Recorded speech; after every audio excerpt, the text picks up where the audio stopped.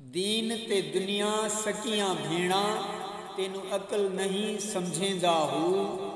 दुहें इकस निकाह विच आवन, तेनू शरा नहीं फरमेंदा हू। जिवें अगते पानी थां अके विच वासा नहीं करेंदा हू। दुहें जहाने मुठा बाहू, जेड़ा दावा कूड़ करेंदा हू। तर्जुमो, ऐ दरवेश, तोखे अकुल इहो न समझायो त दीन ऐं दुनिया ॿई सॻियूं भेणियूं आहिनि। ॿई भेणियूं हिकिड़े ई शख़्स जे निकाह में अची वञनि त शरीयत अहिड़े क़िस्म जी इजाज़त नथी ॾे। जहिड़ी तरह सां बाहि ऐं पाणी हिक ई बर्तन में यकजा रही नथा सघनि, अहिड़ी तरह सां दीन ऐं दुनिया जी मोहबत हिक ई दिलि में समाइजी न सघंदी।